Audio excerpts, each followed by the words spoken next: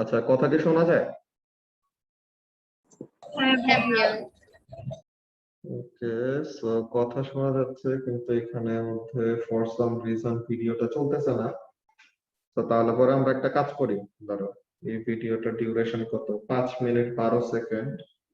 আর এর পরের ভিডিওটা 9 মিনিট। তো তাহলে তোমরা ফার্স্ট একটা কাজ করো, এই 15 মিনিটে এই দুইটা ভিডিও ফার্স্ট একটু নিজেরা দেখো। দেন এটা নিয়ে আমাদের বুকলেট সলভিং এর কোয়েশ্চেন নাম্বার 1 এন্ড 2 তে এমনিতে আমাদের ডিসকাস করতে হবে। ওকে, সো তাহলে 7টা 10-এ সবাই আবার ক্লাসটা জয়েন করবা। তো 7টা 10-এ তখন বুকলেট সলভিং এর ওখান থেকে শুরু করবো। আর একটা কাজ করে দাও, এই 1 নাম্বার আর 2 নাম্বার কোয়েশ্চেন পরে করবো, আমরা বাকি কোয়েশ্চেন গুলো করি। ঠিক আছে?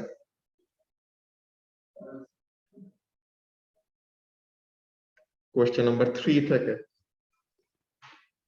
কোয়েশ্চেন নাম্বার 3 তে কারো কোনো প্রবলেম আছে?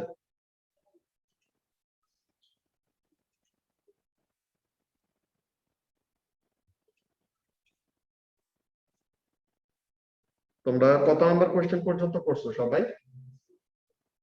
সলভ 26 পর্যন্ত, ভেরি গুড।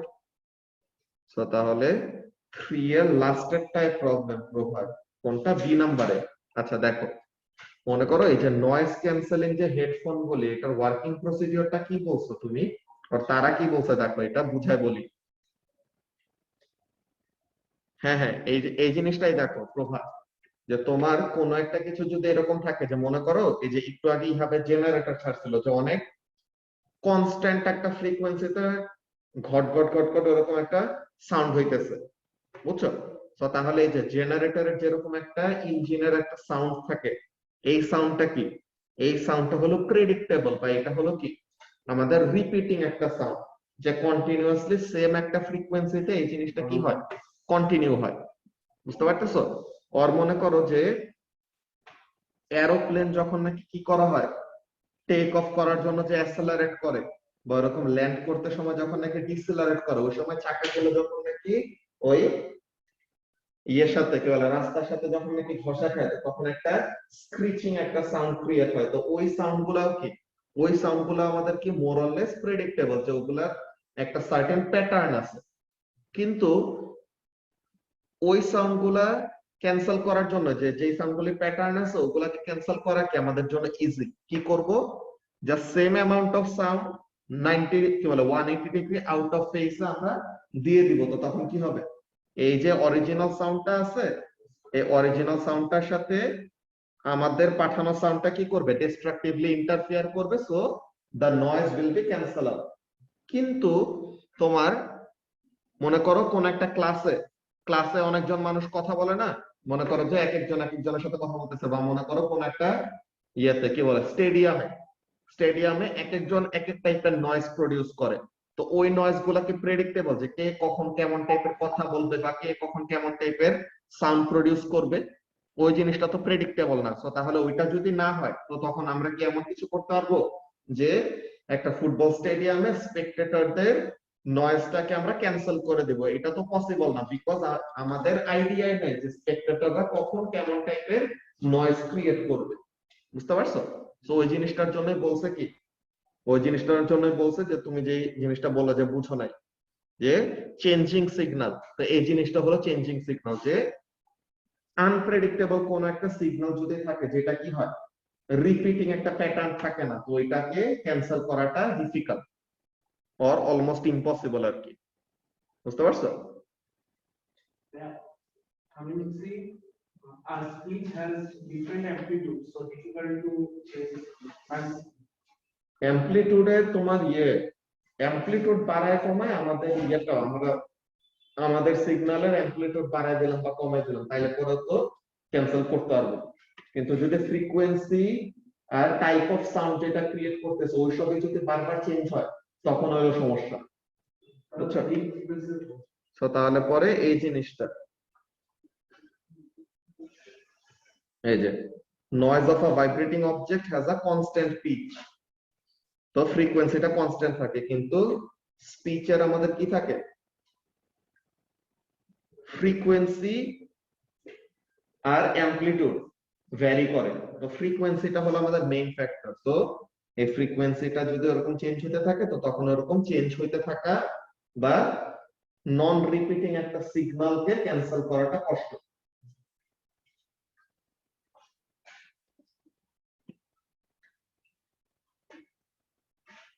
ওকে,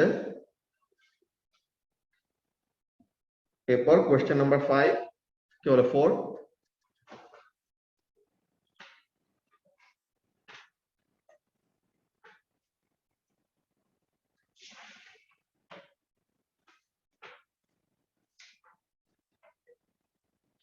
ওকে, কোশ্চেন নাম্বার 4 এর প্রবলেম নাই, কোশ্চেন নাম্বার 5 এর বিতে। ওকে, describe and explain how the movement of an ambulance causes the frequency of sound we hear to change। এই জিনিসটা আসলে আমাদের এখন আর সিলেবাসে নাই, ডপলার ইফেক্টের ব্যাপারটা, যে এটা এএসএস সিলেবাসে নাই, এটা A2 তে, বুঝছো? তো ওখানের মধ্যে ডপলার ইফেক্টের ব্যাপারটা কি হইতো, যে যখন নাকি অ্যাম্বুলেন্সটা কাছে আসে তো তখন কি হয়, তখন হয় ব্লু শিফট, মানে ফ্রিকোয়েন্সি বেড়ে যায়, ফ্রিকোয়েন্সি বেড়ে যায়, ওয়েভলেন্থ কমে যায়, মানে হাই পিচ একটা সাউন্ড শুনতে পাই। আর যখন কাছে আসে তখন কি অ্যামপ্লিটিউডটাও বাড়ে, তাই না? যখন সাউন্ডের সোর্সটা কাছে আসবে তো তখন অ্যামপ্লিটিউডটা বাড়বে। মনে করো তুমি এখানে বসে আছো, এখানে বসে আমার কথা শুনতেছো, তুমি যদি লাস্ট বেঞ্চে আমার কথাটা শুনো, একটু হলেও তো এনার্জি কমে যাবে না, আর ভলিউম কমে যাবে না? তো তাহলে অ্যামপ্লিটিউডটা কি, যদি তুমি দূরে যাইতে থাকো অ্যামপ্লিটিউডটা কি করতে থাকবে, কমতে থাকবে। তুমি যত সোর্স অফ সাউন্ডের কাছে আসবে তত কি হবে, অ্যামপ্লিটিউডটা বাড়বে, অমন টাইপের। আমি জানতাম ওয়েভলেন্থ সেম থাকে। না না, ওয়েভলেন্থ আর frequency inversely proportional, speed of সাউন্ডটা কনস্ট্যান্ট, বুঝছো? আর রেড শিফটের জন্য কি, রেড শিফটের জন্য তোমার ফ্রিকোয়েন্সি কমবে, ওয়েভলেন্থ বাড়বে, আর অ্যামপ্লিটিউড কমে যাবে।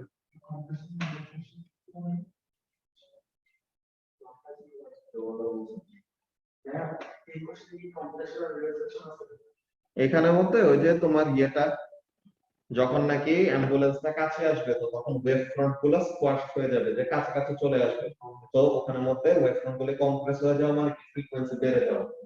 আর যখন নাকি দূরে সরে যাবে তো তখন the wavefronts will get far apart from each other, তো তখন ওখানের মধ্যে কি ফ্রিকোয়েন্সি বেড়ে, কি বলে, ফ্রিকোয়েন্সি কমে যাবে, ওয়েভলেন্থ বড় হবে আমাকে। ওকে, যে এখানের মধ্যে অ্যানসারে কি লিখছে দেখি, 5B না,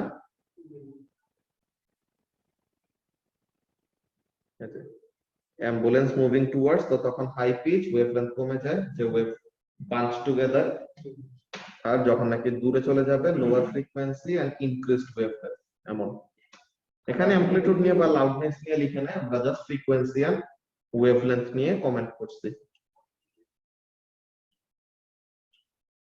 ওকে, সো তাহলে কোশ্চেন নাম্বার 5 গেল। কোশ্চেন নাম্বার 6 এর প্রবলেম প্রভান না, 6 এর সি তে explain why the amplitude of sound varies this way। কেমন ভাবে ভ্যারি করে? The diagram shows an experiment with sound waves. A loudspeaker is connected to a signal generator. A microphone is connected to an oscilloscope. Sound waves reach the microphone directly from the loudspeaker. তো loudspeaker থেকে directly মাইক্রোফোনে sound ওয়েভটা rich করে, and after reflection from the metal plate, এই metal প্লেটে লেগে reflect করে আবার কি করবে, মাইক্রোফোনে আসবে। তো এখন বলতেছে কি, as the microphone is moved towards the speaker, ঠিক আছে, যত স্পিকারের কাছে নিয়ে আসা হয় মাইক্রোফোনটাকে তখন কি হবে, the amplitude of the wave displayed on the oscilloscope varies through a series of maxima and minima। তো এখন বলতেছে explain why the amplitude varies this way। So এখানে কি হইতেছে, লাউডস্পিকারের অরিজিনাল ওয়েভ আর ওই মেটাল প্লেট থেকে হিট করে আসা রিফ্লেক্টেড ওয়েভ, তারা কি করবে, সুপারপোজ করবে বা ইন্টারফেয়ার করবে, এন্ড তারা কি দুইটা অপোজিটলি ট্রাভেলিং ওয়েভ। আর সোর্সটা কি, লাউডস্পিকার থেকে তো আসতেছে, সো তাহলে তার রিফ্লেক্টেড ওয়েভের ফ্রিকোয়েন্সি, ওয়েভলেন্থ এইসব কি থাকবে, সেম। তো দুইটা same frequency, same wavelength, same speed ওয়ালা ওয়েভ যখন নাকি অপোজিট ডিরেকশনে ট্রাভেল করে আসে, তো তখন তাদের মধ্যে কি ক্রিয়েট হয়? স্ট্যান্ডিং ওয়েভ ক্রিয়েট হয়। তো এখন একটা স্ট্যান্ডিং ওয়েভের কি হয়? জায়গায় জায়গায় কনস্ট্রাকটিভ ইন্টারফিয়ারেন্স, জায়গায় জায়গায় ডিস্ট্রাকটিভ ইন্টারফিয়ারেন্স। তো যেখানে কনস্ট্রাকটিভ ইন্টারফিয়ারেন্স ওখানে ম্যাক্সিমা, যেখানে ডিস্ট্রাকটিভ ইন্টারফিয়ারেন্স ওখানে মিনিমা, বা যেখানে কনস্ট্রাকটিভ ইন্টারফিয়ারেন্স ওখানে অ্যান্টি নোড, যেখানে ডিস্ট্রাকটিভ ইন্টারফিয়ারেন্স ওখানে কি নোড ক্রিয়েট হবে। তেমন টাইপের ব্যাপার। ওই তো ওখানে কনস্ট্রাকটিভ কখন হবে? যখন পাথ ডিফারেন্সের কন্ডিশন এইটা। ডিস্ট্রাকটিভ কখন হবে? যখন নাকি পাথ ডিফারেন্সের কন্ডিশন ওইটা। এমন টাইপের। এই যে interference produced or superposition occur or standing wave is formed. Maxima related to constructive interference and minima related to destructive interference. Maxima is formed when phase difference is যে path difference যখন নাকি n lambda মানে integer multiple of wavelength, R destructive interference যখন নাকি path difference টা হলো half multiple of lambda। তেমন টাইপের।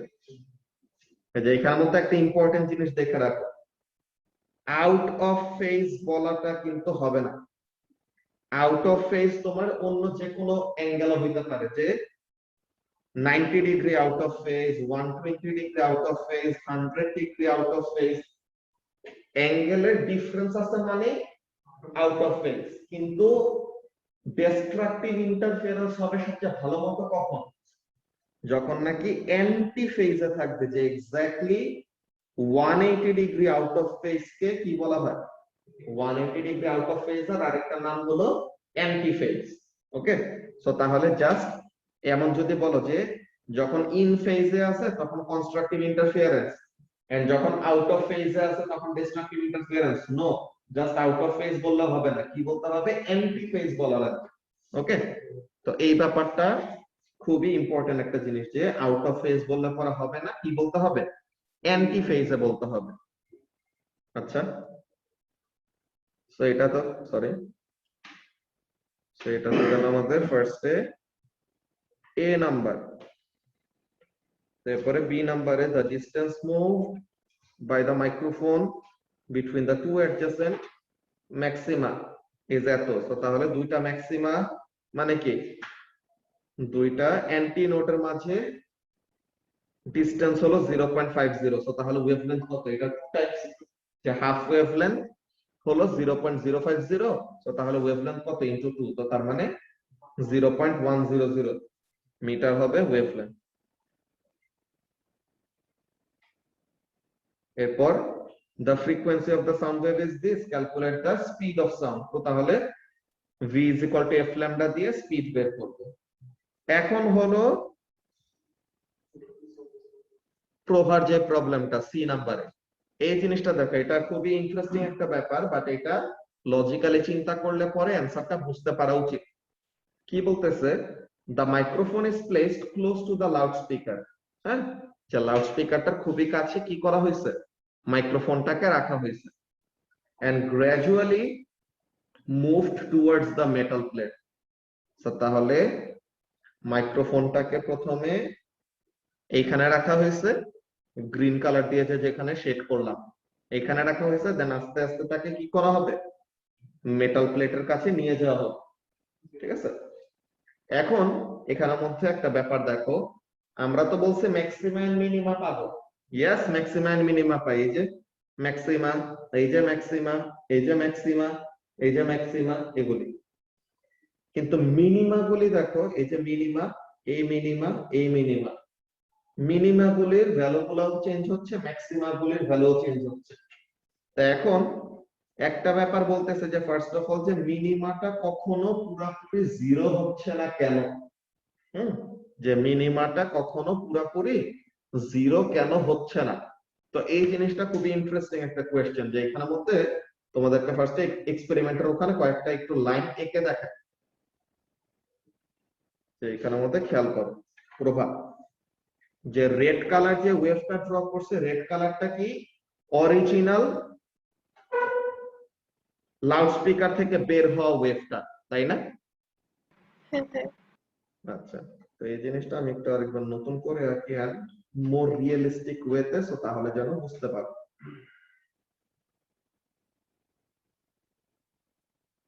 সরি,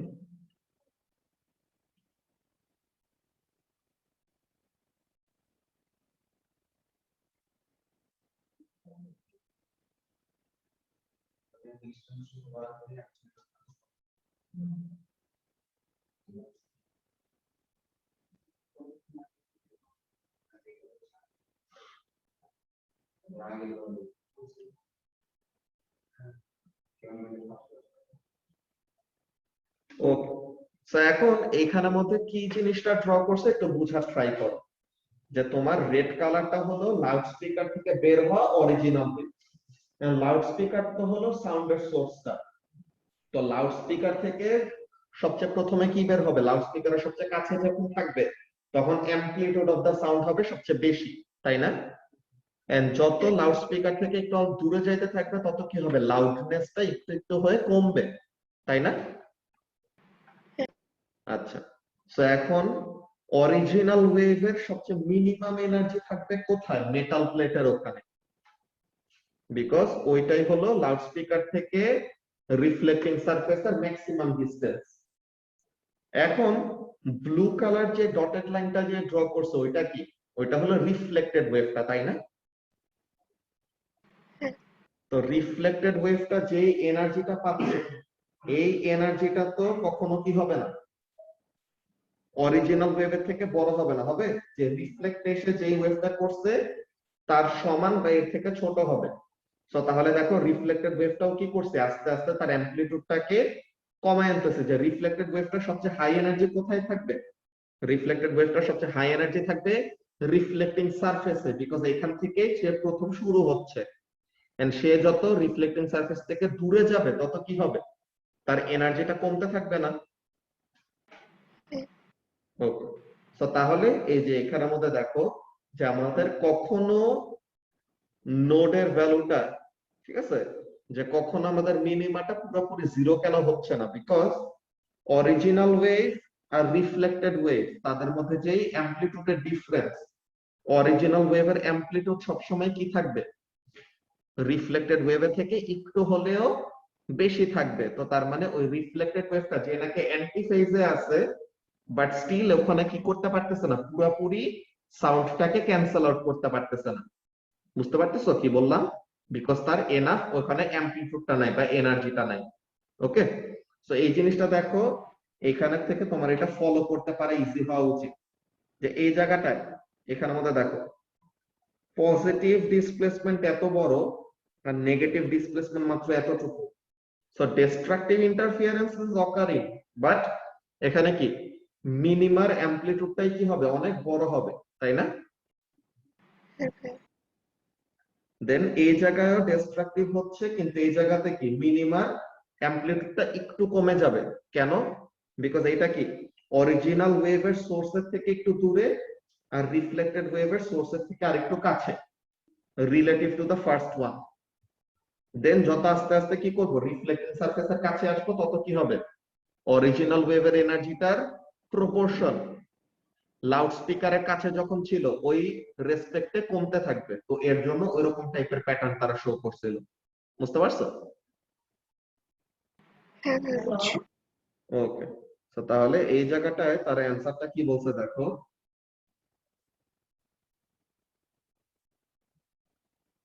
এই যে C1টা, যে ওই মিনিমাটা কেন আমাদের পুরোপুরি জিরো হয় না?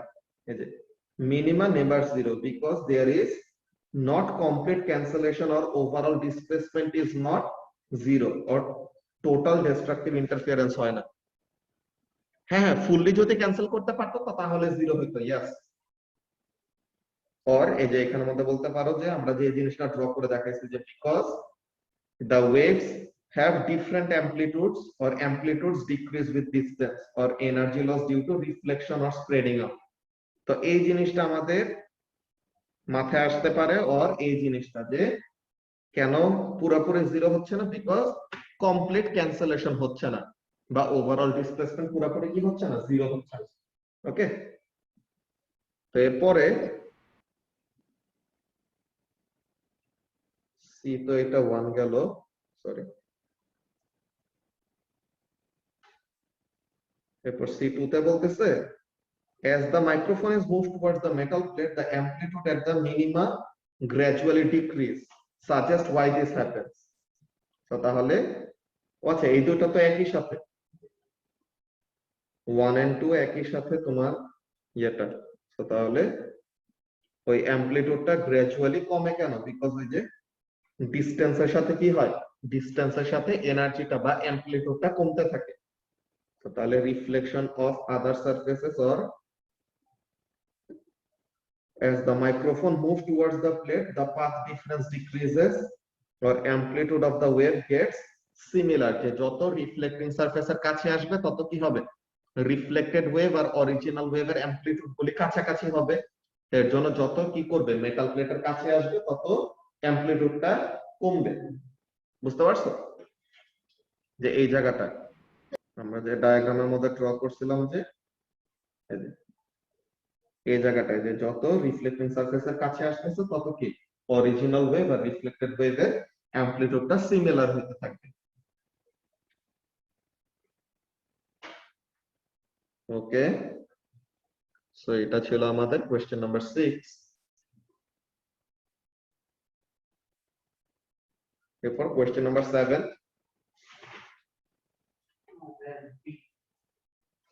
7 এর 8 এর বি আর সি। ওকে, প্রভারো স্যাম্পল দেখি। এটা তো সোজা, 8 এর বিটা আসলে পারা উচিত, তোমাদেরকে এরকম ভাবে করানো হয়েছে। আচ্ছা ব্যাপার না। সো দেখো এই হলো তোমার সোর্স, তো এই সোর্স থেকে ওয়েভ একটা এদিকে গেল 18 সেন্টিমিটার, দেন এখানে আসলো কত 6 সেন্টিমিটার, দেন এই পয়েন্ট এস এ মিট করছে। আর আরেকটা ওয়েভ গেছে 30 সেন্টিমিটার এদিকে, দেন 12 সেন্টিমিটার এদিকে এসে দেন মিট করলো। তো এখন এই ওয়েভটাকে আমি বলি মনে করো S1, এই ওয়েভটাকে আমি বলি S2। তো এখন S1 কতটুকু ডিসটেন্স কভার করলো, 18 সেন্টিমিটার প্লাস 6 সেন্টিমিটার মানে 24 সেন্টিমিটার। S2 কতটুকু ডিসটেন্স কভার করলো, 30 সেন্টিমিটার প্লাস 12 সেন্টিমিটার। ওকে, সো তাহলে দোনোজন কিন্তু শুরু করছে একই জায়গা থেকে, তাই না প্রভা? দোনোজন তাদের জার্নি স্টার্ট করছে সোর্স থেকে এন্ড মিট করছে এক জায়গায়। তো তার মানে কি both of them are meeting in that position, কিন্তু ওই পজিশনে আসতে একজন বেশি ডিসটেন্স কভার করছে, একজন কম ডিসটেন্স কভার করছে। তো তাহলে তাদের যে ডিসটেন্স কভারডের মধ্যে যে ডিফারেন্সটা, এইটাই কি পাথ ডিফারেন্স, তাই না? তো তাহলে path difference between the two waves or ray, যে S1 S2 যে দুটো ওয়েভ আছে, S1 ওই পয়েন্ট এস এ রিচ করতে 24 সেন্টিমিটার ডিসটেন্স ট্রাভেল করছে, আর S2 ওই সেম পয়েন্ট রিচ করতে 42 সেন্টিমিটার ডিসটেন্স ট্রাভেল করছে। সো তাহলে what is the path difference between them? এই দুটো ডিফারেন্স কত আসে, কত?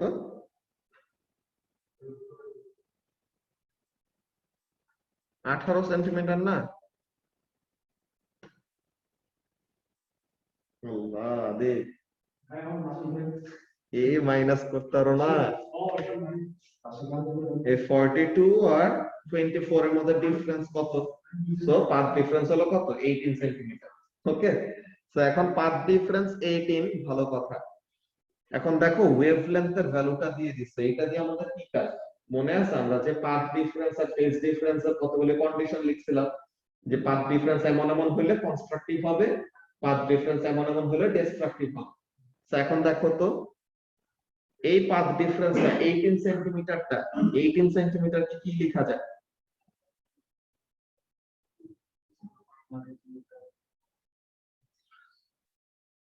এটা লেখা যায় 3/2 ইনটু 12। 3/2 ইনটু 12 করলে তো 18 আসে নাকি? তো তাহলে কি 12 সেন্টিমিটারটা কি ওয়েভলেন্থ। তো এখন হাফ মাল্টিপল অফ ল্যামডা যদি হয়, তো হাফ মাল্টিপল অফ ল্যামডা কিসের কন্ডিশন? ডিস্ট্রাকটিভ ইন্টারফেরেন্সের কন্ডিশন না? প্রভা বুঝতে পারতেছো কি বলতেছি? হ্যাঁ, ওটা করলেও হবে। সো তাহলে পরে এটা কি, the path difference is actually corresponding to the condition for destructive interference, that is 3/2 of wavelength or 3/2 of lambda.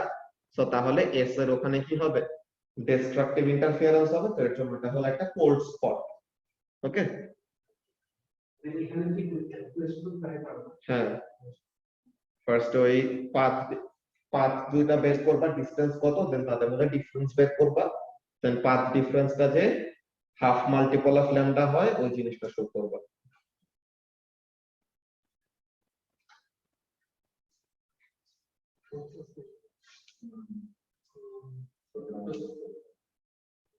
তো এই জিনিসটা একটু সবাই কপি করে ফেলো, এরপর আমরা সি নাম্বারেও প্রবলেম আছে ওই জিনিসটা দেখতেছি।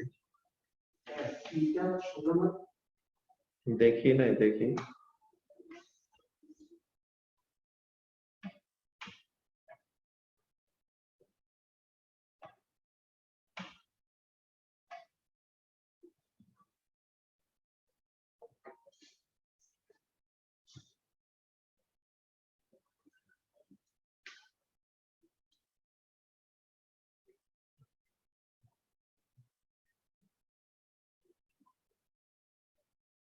শেষ? সি নাম্বারে কি বলছে, যে আনইভেন হিটিং, যে এরকম যে দেখলাম যে জায়গায় জায়গায় কোল্ড স্পট, জায়গায় জায়গায় হট স্পট, তো তার মানে কি কোল্ড স্পটের ওখানে তো হিটটা ঠিক মতো যাচ্ছে না বা পাবে না, বিকজ ওখানে ডিস্ট্রাকটিভ ইন্টারফারেন্স হয়। তো এখন বলতেছে uneven heating can be reduced by placing the food on a rotating turntable. They explain why this will reduce the uneven heating of the food. কেন? বিকজ তোমার খাবার যদি তুমি মাইক্রোওয়েভ ওভেনে দাও, এন্ড খাবার যদি এরকম থাকে, তো কি হবে, যে এখানে যেখানে কোল্ড স্পটের জায়গা ওই জায়গাগুলি ঠান্ডা থাকে।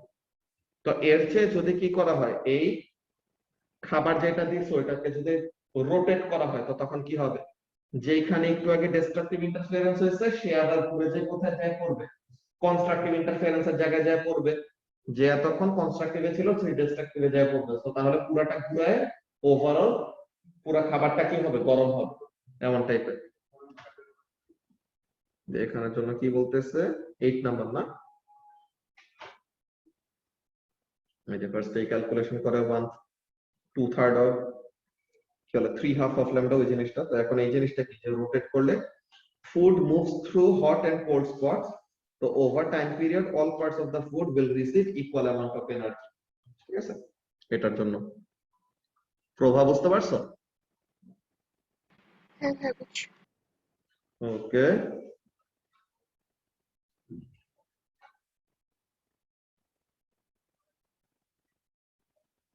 এরপর 9 number. 9B। Okay,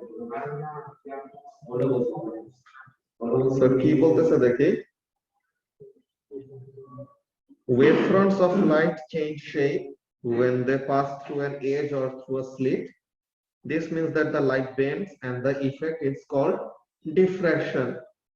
The longer wavelength of light, the more the light bends. The diagram on the left shows a red light passing through a slit and undergoing diffraction. On the diagram on the right, show the same effect for blue light. তো এখন blue লাইটের জন্য same ইফেক্টটা দেখাইতে বলছে। তো তাহলে এই ব্লু লাইটের জন্য আমাদের ওয়েভলেন্থটা কি হবে, বড় নাকি ছোট? ব্লু লাইটের ওয়েভলেন্থ তো আমাদের রেড এর থেকে ছোট, ঠিক আছে, ব্লু এর ওয়েভলেন্থ আমাদের রেড এর থেকে ছোট। তো তাহলে the blue wave will have the wavefronts closer to each other. তো তাহলে যেহেতু ওয়েভলেন্থটা গ্যাপ সাইজ থেকে অনেক বড়, এর জন্য আমাদের স্প্রেডিংটা তেমন ভালো মতো হবে না। This will be the spreading. বুঝতে পারছো?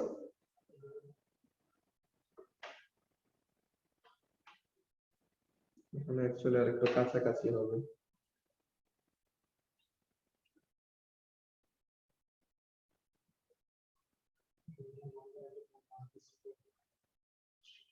ওকে, সো তাহলে এই জিনিসটা গেল ফার্স্ট আমাদের ব্লু লাইটের জন্য। দেন বি নাম্বারে কি বলতেছে যে if the red light passes through two slits that are close together, the waves spread out, overlap and act together to produce a pattern of light bands and dark bands. Complete the diagram below to show how two overlapping waves could produce patterns of light band and dark bands. So তাহলে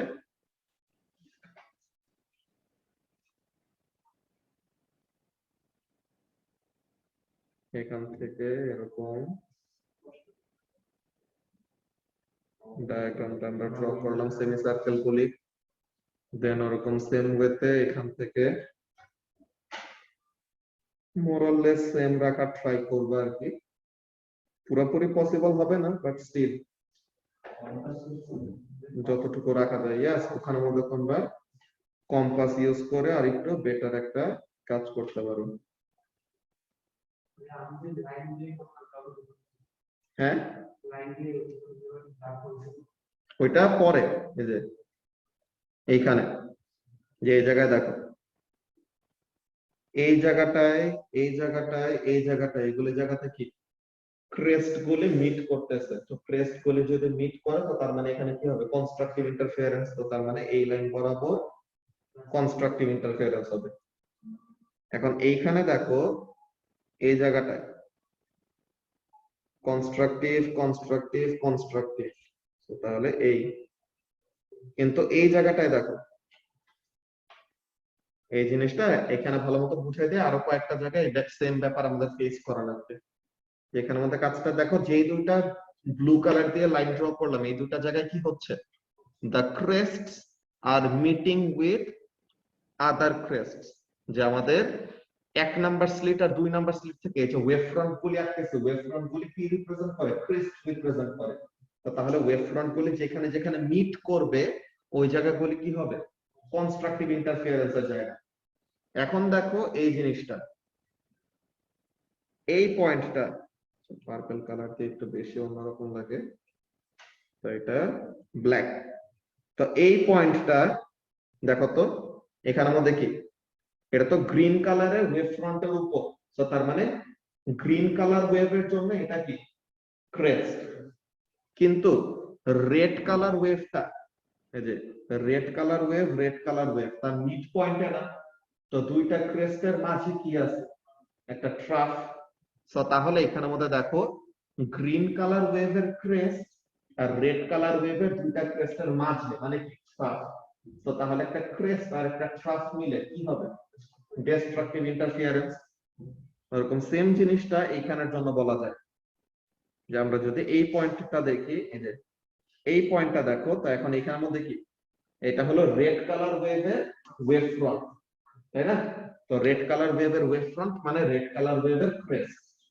আর green colour wave, এই যে green colour wave, এই যে green colour wave, green colour ওয়েভের কি দুইটা wave ফ্রন্টের মাঝে, তো তার মানে গ্রিন কালার ওয়েভের ট্রাফ।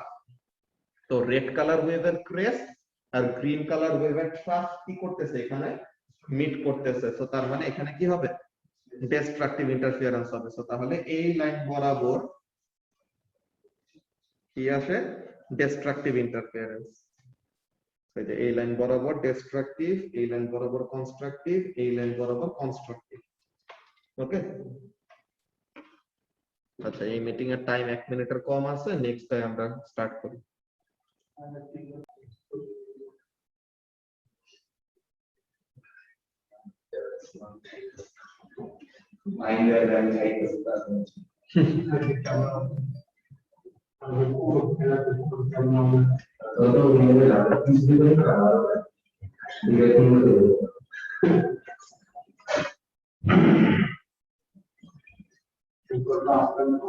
ওকে, তো তাহলে এটা ছিল আমাদের কি 9 এর বি, যে ওরকম দুইটা স্লিটের মাঝে দিয়ে যখন নাকি ওয়েভ ডিফ্র্যাক্ট করে বের হয়, ওই ডিফ্র্যাক্টেড ওয়েভ গুলি ওভারল্যাপ করে তাদের ইন্টারফিয়ারেন্স হবে।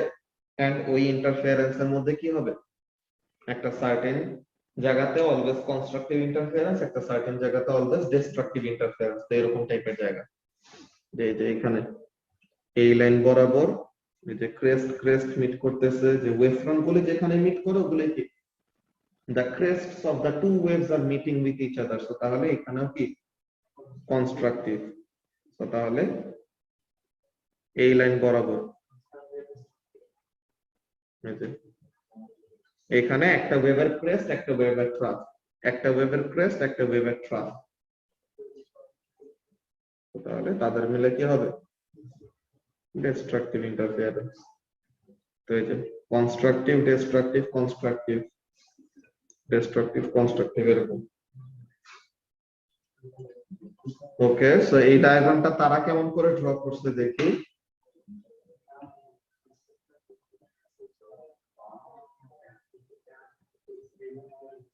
আচ্ছা, এখানের মধ্যে তারা ওরকম দেখায় নাই, জাস্ট এরকম বলছে যে two sets of concentric circle.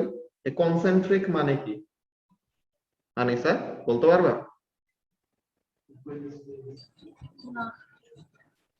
Concentric মানেটা হলো যে সবগুলি সার্কেলের সেন্টার সেম, বুঝছো? এই যে আমরা এইটা এইটা এইটা এগুলো যে আঁকলাম এগুলি হলো সবগুলি কনসেন্ট্রিক হাফ সার্কেল। কিভাবে দেখো, এই হলো তোমার কমপ্লিট সার্কেল, এই হলো কমপ্লিট সার্কেল, এই হলো কমপ্লিট সার্কেল, সবগুলা সার্কেলের সেন্টার কি এইটা না? তো যখন নাকি সবগুলি সার্কেলের সেন্টার সেম থাকে তো তাদেরকে কি বলা হয় কনসেন্ট্রিক সার্কেল। বুঝতে পারছো?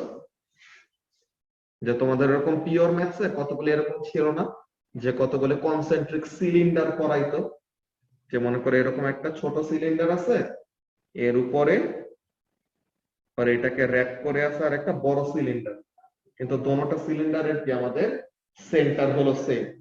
বুঝতে পারছো? সো তাহলে এগুলোকে বলা হবে কি কনসেন্ট্রিক সিলিন্ডারস। তো এমন টাইপের কনসেন্ট্রিক টার্মটা কি বোঝায় জিনিসটা জানলে ভালো হয়। ওকে,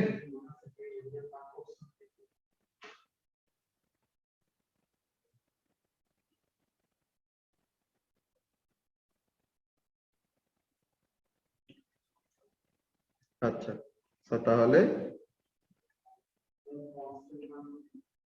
কে C1 C1 এ কি লেখা?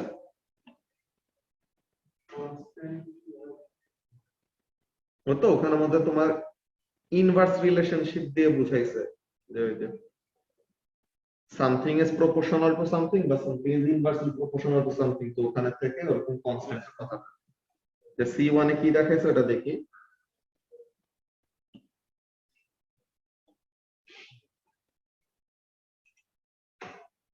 হ্যাঁ 9C এটা দেখাচ্ছে, সেটা দেখো কি বলতেছে, the spacing between two dark bands in the pattern produced is inversely proportional to the distance between the two slits. So তাহলে distance between the two slits is inversely proportional to what? Is inversely proportional to the spacing between the dark bands. So তাহলে spacing between the dark bands মনে করো x R distance between the two slits হলো d. So তাহলে কি তার হলো inversely proportional। এখন red light is shown through two slits that are separated by এত। So তাহলে এই স্লিটস গুলোর মধ্যে ডিসটেন্স হলো এত, তো ডিসটেন্সের ভ্যালু হলো 1.2 millimetre and the dark bands are এত মিলিমিটার অ্যাপার্ট। সো তাহলে ডার্ক ব্যান্ডস গুলি 0.60 মিলিমিটার অ্যাপার্ট। তো এখন এখানে থেকে কি লেখা যায়, d is equal to k into 1 by x, যে k এটা হলো একটা কনস্ট্যান্ট, তো এখানে ওই কনস্ট্যান্টটা, তো k is equal to d into x, মানে d হলো 1.2, এটা হলো 0.6। ওকে, তো এখন এটা হলো কনস্ট্যান্টের ভ্যালুটা। তো 2 কত 72 আর এখানে আমাদের ডেসিমাল একটা 0.72 না, তো 0.72 মিলিমিটার স্কয়ার। এরপরে যায় কি, তো এখন বলতেছে যদি কি করা হয় ডিসটেন্স বিটুইন দ্য স্লিট যদি 0.4 বানানো হয় তাহলে এটা কত হবে। তো এখন d is equal to k by x, তাহলে k x is equal to k by d, তো k হলো 0.72 আর d হলো 0.40। তো তাহলে এখান থেকে কি পেয়ে যাব 8 1.8 মিলিমিটার ঠিক আছে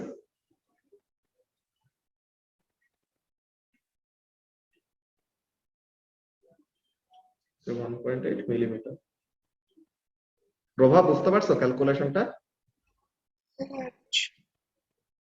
ওকে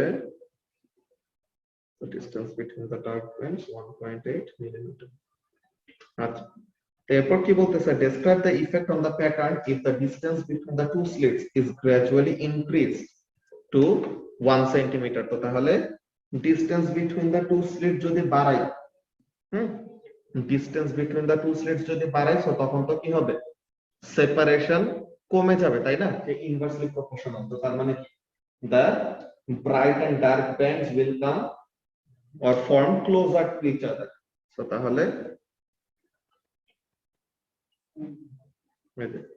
initial gaps will get close together eventually gap too large for overlap to occur তো তখন কি দেখা যাবে না কোনো ফ্রিঞ্জ দেখা যাবে না or reference to fringes produced providing overlapping still occurs তো এখানের মধ্যে তারা এই সেকেন্ড পয়েন্টটা কি বলতেছে প্রথমটায় তো ফ্রিঞ্জ গুলি কাছাকাছি আসবে এটা বুঝলাম যে ইনিশিয়ালি যে ব্যান্ড গুলি ছিল তারা কি হবে আরো কাছাকাছি আসবে কিন্তু কাছাকাছি আসতে আসতে তো তখন কি ব্যান্ড গুলা নিজেদের মধ্যে এখন ওভারল্যাপিং হবে না তো এখন ব্যান্ড গুলা নিজেদের মধ্যে যদি ওভারল্যাপিং শুরু হয় তো তখন কি হতে পারে এমন হতে পারে যে সব জায়গায় ইভেন একটা অ্যামপ্লিটিউড চলে আসছে বা সব জায়গায় আমাদের সেম টাইপের ইন্টারফিয়ারেন্স হচ্ছে তো তখন কি পাবো না কোনো ফ্রিঞ্জ পাবো না অর এমন বলতে পারো যে ফ্রিঞ্জ হবে কিন্তু কি হবে ওই যে আমাদের ব্যান্ড গুলি ইনিশিয়ালি তো তারা দূরে দূরে ছিল বিকজ ইনিশিয়ালি স্লিট সেপারেশনটা ছিল ছোট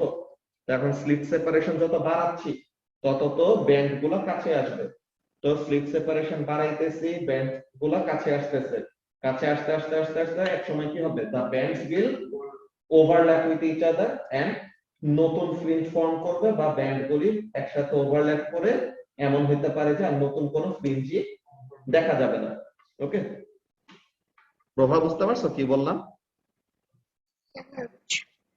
ওকে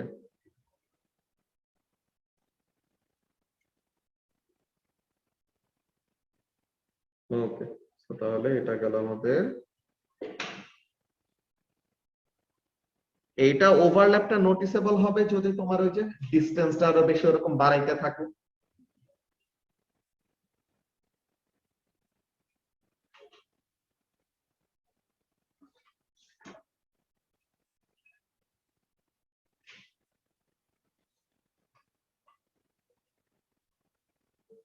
এটা তো সোজা এই তো কোশ্চেন নাম্বার 11 কোশ্চেন নাম্বার 11 টা তোমাদেরকে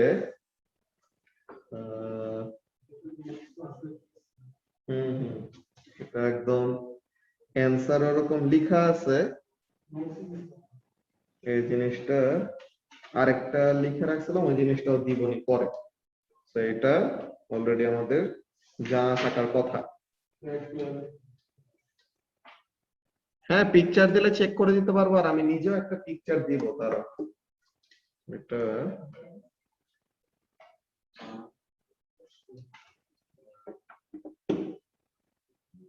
কোন মকে দিয়েছিলাম ওই মকের থেকে মকের সলিউশনে একদম ডিটেইলসে লিখে দিছি ওখানে থেকে পাবা ঠিক আছে 11 এরটাও এটা দিয়ে দিব অ্যানসার কোশ্চেন নাম্বার 12 এর 4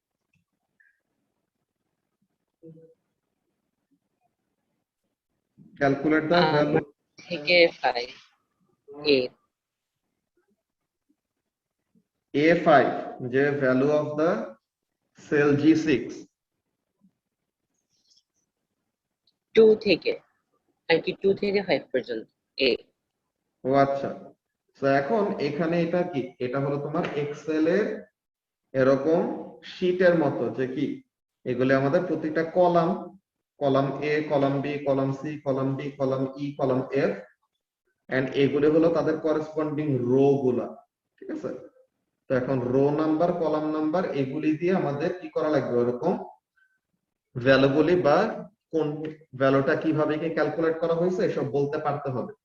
তো ফার্স্টে দেখো A1 A the formula to calculate the value in cell 3 যে C3 আর কি সরি of cell C3 মানে কলাম C রো 3 এই যে এই ভ্যালুটা যে 144 মিটার পার সেকেন্ড যে স্পিডটা বের করছে কিভাবে বের করছে দেখো 2 টাইমস A3 মানে কলাম A রো নাম্বার 3 এর ভ্যালু মাল্টিপ্লাইড বাই B3 যে কলাম বি রো নাম্বার 3 এর ভ্যালু যে লেন্থ আর ফ্রিকোয়েন্সি মাল্টিপ্লাই করে দেন তার সাথে কি করছে ইনটু 2 করছে তো তখন কি পাইছে স্পিড। এটা কিভাবে করে সে বুঝলো যে এই জিনিসটাই করা লাগবে বিকজ যখন নাকি ফান্ডামেন্টাল ফ্রিকোয়েন্সিতে অসিলেট করে হ্যাঁ যখন নাকি ফান্ডামেন্টাল ফ্রিকোয়েন্সিতে অসিলেট করবে তো তখন তোমার ইয়েটা কত হবে কি বলে ফান্ডামেন্টাল ফ্রিকোয়েন্সিতে যদি অসিলেট করে তো তখন আমাদের কয়টা লুপ ক্রিয়েট হবে একটা লুপ ক্রিয়েট হবে না সো তার মানে the length of the wire is equal to what lambda by 2 so তাহলে ওখানে থেকে আমরা লেন্থ ইনটু 2 করলে পরে ওয়েভলেন্থ পাইলাম আর ওয়েভলেন্থের সাথে ফ্রিকোয়েন্সি মাল্টিপ্লাই করলে কি পেয়ে যাব স্পিড পেয়ে যাব। তো এইভাবে করে তারা বলতেছে explain why this is the correct formula যে কি বলছে এখানে আমাদের দেখো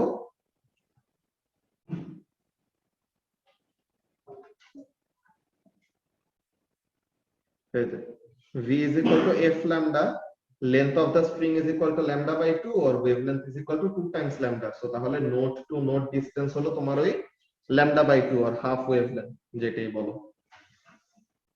সো এইটার জন্য এক নাম্বার ফর্মুলাটা যে A1 টা কারেক্ট। এখানে তারা কি কি বলছে এই জিনিসটা বুঝায় রাখি যে student is investigating the physics of an electric guitar when a string on a guitar is plucked a standing wave is produced with one antinode মানে এই যে একটা সিঙ্গেল লুপ তাই না তো তাহলে এখানে প্রত্যেকটাতে এরকম একটা অ্যান্টিনোডই ক্রিয়েট হয় তো তার মানে একটা সিঙ্গেল লুপই ক্রিয়েট হয়। তো এখন tension mass per unit length velocity related যে ফর্মুলাটা then the student decides to measure the diameter of the strings and the frequency of the fundamental notes produced when each string is plucked যে তোমার গিটারের যে কয়েকটা string আছে ওই total 6টা যে স্ট্রিং এগুলাকে সে প্লাগ করে করে কি করবে দেখবে কোনটার ফান্ডামেন্টাল ফ্রিকোয়েন্সির ভ্যালু কত এমন টাইপের when কি বলে she then constructs a spreadsheet to record these results and to calculate V, mu and tension for each string. The strings are made of a material of density with 7800 kg per meter cube. So তাহলে এটা কি তার ডেনসিটির value বলা আছে। আচ্ছা তো এখন কি কি বললো A1 তো পারছো A1 এর সমস্যা না তোমার 2 থেকে 5 পর্যন্ত সমস্যা। তো এখন বলতেছে কি write the formula to calculate the value in cell E3 তো E3 মানে কি column E row number 3 so তার মানে এই যে এইটা 0.656 এটা কি volume of a metre of length মানে কি 1 মিটার লম্বা ওয়্যারের ভলিউমের ভ্যালু কত এই ভলিউমটা হলো 0.656 সো এখন লেন্থ জানো তুমি কত লেন্থ জানো তুমি 1 মিটার তো এখন ভলিউম বের করার ফর্মুলাটা কি একটা ওয়্যার দেখতে কেমন শেপের যে আমাদের গিটারের যে স্ট্রিং থাকবে এটা কি সিলিন্ড্রিক্যাল না যে তার ক্রস সেকশনটা দেখতে কেমন সার্কুলার নাকি তো তাহলে পাই আর স্কয়ার অর এমন বলা যায় পাই d/2 স্কয়ার और ডায়ামিটার কে কোন কলামে দেওয়া হয়েছে ডি কলামে তো d3 তো d3 এর যেই ভ্যালুটা আছে ওই d3 এর ভ্যালুটাকে ডিভাইডেড বাই 2 করলে রেডিয়াস হয় এন্ড তাকে স্কয়ার করলে পরে কি হয় পাই এর সাথে মাল্টিপ্লাই করলে এরিয়াটা পাইলাম এন্ড এইটার সাথে কি করব 1 মিটার মাল্টিপ্লাই করলে তো তখন আমরা কি পাইতেছি, তখন আমরা ভলিউমের ভ্যালুটা পাচ্ছি। কিন্তু এইখানে দেখো ভলিউমের যে ভ্যালুগুলি এগুলির সাথে একটা উপরের কলামে একটা জিনিস দেওয়া যে কত 10 টু দি পাওয়ার -6, মানে কি তুমি যে ভলিউমটা পাচ্ছ এটা কত, এটা হলো তোমার 10 টু দি পাওয়ার -6 টাইমস বেশি দেওয়া, যে লাইক এমন যে তোমার অ্যাকচুয়াল ভলিউম হলো 1.210 ইনটু 10 টু দি পাওয়ার -6। তো সবগুলোর সাথে 10 to the power -6 10 to the পাওয়ার -6 না লিখে একদম কি করা হয়েছে, কলামের উপরে লিখে দেওয়া হয়েছে। বুঝতে পারছো ব্যাপারটা কি বলতেছি? হ্যাঁ বুঝছি। তো তাহলে এখানের জন্য ওই ভ্যালুটা পাইতে হলে আমাদের কি করা লাগবে, 10 টু দি পাওয়ার -6 দিয়ে ওরকম ডিভাইড দেওয়া লাগবে। যে এই জিনিসটা কি করছে দেখো, এই যে pi d by 4 square or pi d by 3 কি বলে d3/2 হোল স্কয়ার, এই জিনিসটা। তো ওখানের মধ্যে ওই ব্যাপারটা কি বলে 10 টু দি পাওয়ার -6 এর ওই জিনিসটা আনে নাই, এই যে ইগনোর দা পাওয়ারস অফ 10। তো এই পাওয়ার অফ 10 এর ব্যাপারটা এখানের মধ্যে তারা তেমন সিরিয়াসলি কনসিডার না করলেও প্রবলেম করবে না। এই যে প্রত্যেকটাতে যে ইগনোর দা পাওয়ারস অফ 10 ওই জিনিসটা। তো এটা তো বুঝতে পারছো রাফিন? হ্যাঁ বুঝছি। This mark is lost if there is a length divided by a3। তো a3 তে কি আছে, লেন্থ। তো এখন তুমি যদি কি করো, লেন্থ অফ দা ওয়্যার কে 1 মিটার না ধরে তুমি যদি লেন্থ অফ দা ওয়্যার কে 0.655 মিটার ধরো, তো তাহলে কি তুমি টোটাল ভলিউমটা পাইলা ওয়্যারের? তো তাহলে না। এর জন্য ওইটা দিয়ে করলে পরে ভুল যাবে, এই জিনিসটা বলছে। বুঝছো যে লেন্থটা আসলে কত, লেন্থটা তো আসলে আমাদের 1 মিটারটা। ওকে, এই যে বলে দিছে volume of a 1 metre length.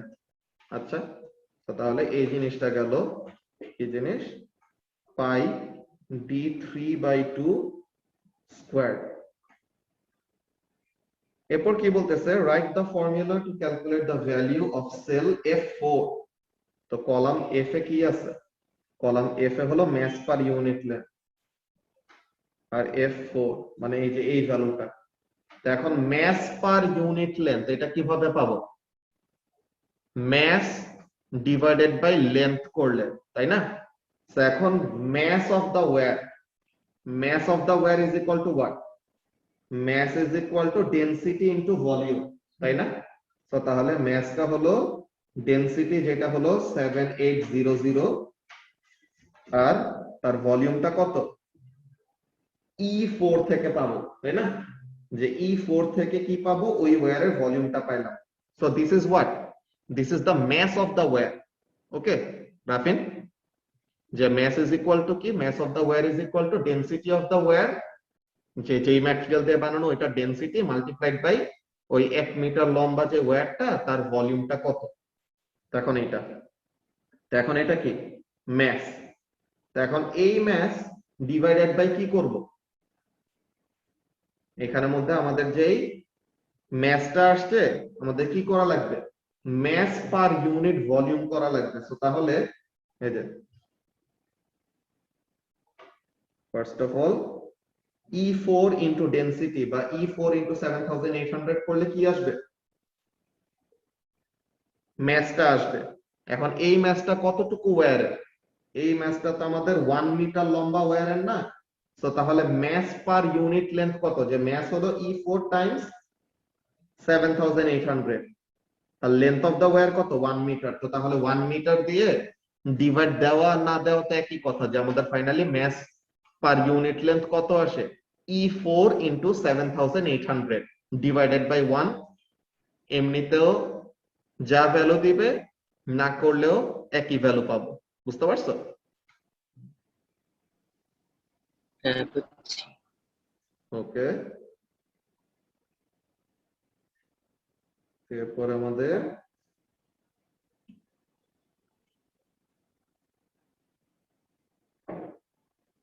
hence calculate the value of the cell F3 তো F3 এর ভ্যালুটা কি হবে আমরা মাত্রই তো নিজেরা ফর্মুলা লিখছি যে ডেনসিটির সাথে ভলিউমটা মাল্টিপ্লাই করে দিব তাই না তো তাহলে ডেনসিটি হলো 7800 এটার সাথে ভলিউম মাল্টিপ্লাই করব 0.656 তো এটা করলে পরে কত আসে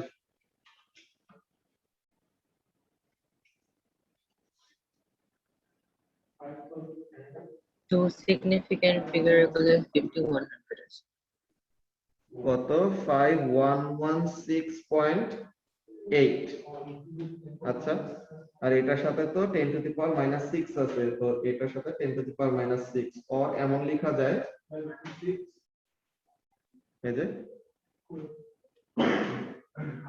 এটার সাথে ভলিউমের সাথে যে তোমার 7800 তো তোমার ইয়েটা ডেনসিটি এটা তো কেজি পার মিটার কিউবে আছে আর তোমার এটা কত 0.656 ইনটু 10 টু দি পাওয়ার -6 তো তাহলে এই যে 0.656 ইনটু 10 টু দি পাওয়ার -6 তো এটা কত আসে 5.116 ইনটু 10 টু দি পাওয়ার -3 তাই না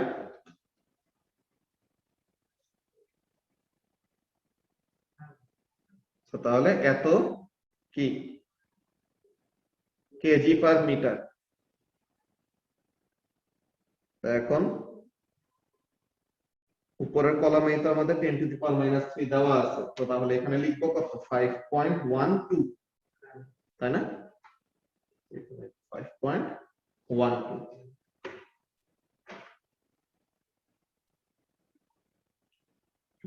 5.12 বুঝা গেছে রাফিন হ্যাঁ বুঝছি ওকে এটা তো এক মার্কের তো এটা কোনো ক্যালকুলেশনে নেই এটা তো জাস্ট মাল্টিপ্লাই করে দিছে এটা বুঝাইতে সময় দেখে এতগুলা স্টেপ দেখানো লাগতেছে তোমরা তো নিজেরা করতে সময় ধুমধাম করে ফেলবা যদি মনে করেন যে হ্যাঁ আমাদের প্রেসার ছিল এক্সাম আসছে কি ছিল না মানে এই যে যারা এই সময় এক্সাম দিতে তাদের তো এইগুলো প্রেসার ছিল এটাই তো এরকম সবগুলোতেই কয়েকজন নতুন নতুন কয়েকটা ব্যাপার ফেস করছে অমনে করেই ইনস্ট্যান্ট প্রবলেম সলভিং টেকনিক থেকে আগাইছে এরপরে calculate the value of cell G6 তো তার মানে কলাম G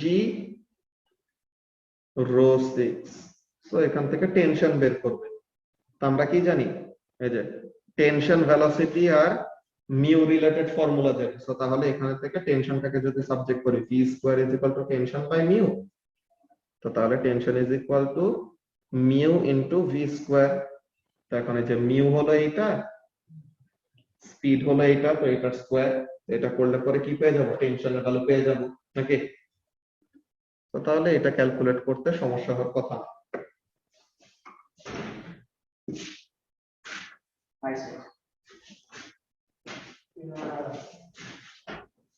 ওকে তো তাহলে এই স্প্রেডশিটের কোশ্চেনটা এ নাম্বারটা শেষ বি নাম্বারে প্রবলেম বি নাম্বারে কি বলতেছে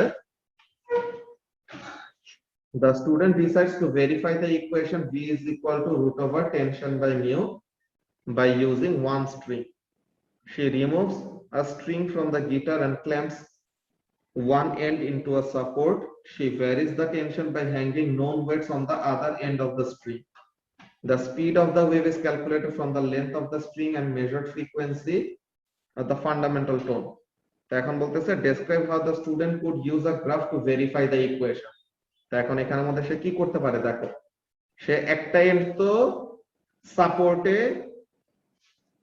অ্যাটাচ করছে আর ক্ল্যাম্প করছে আরেকটা এন্ড সে কি করবে টেনশন দিয়ে রাখবে না তো তাহলে সে ওরকম একটা মেথড ইউজ করতে পারে কি করতে পারে যে টেনশন চেঞ্জ করে করে যে ডিফারেন্ট ডিফারেন্ট ভ্যালু অফ টেনশনের জন্য স্পিড বের করবে বা ভেলোসিটি বের করবে দেন টেনশন আর ভেলোসিটির গ্রাফ এরকম গ্রাফ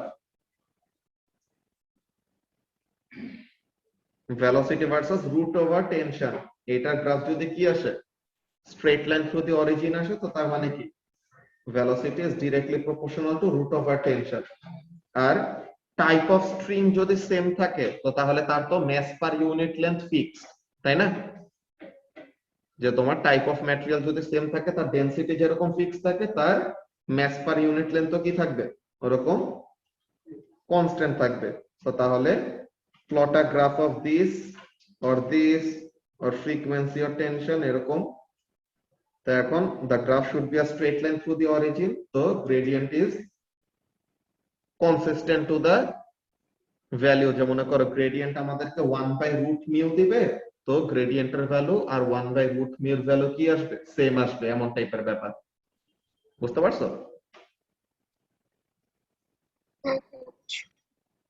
ওকে ঠিক আছে সো আমাদের আজকের ক্লাস এখন এখানে শেষ করা লাগবে থার্সডেতে আমরা আবার ইউনিট 3 নিয়ে ডিসকাস করব এটা ইউনিট 1 না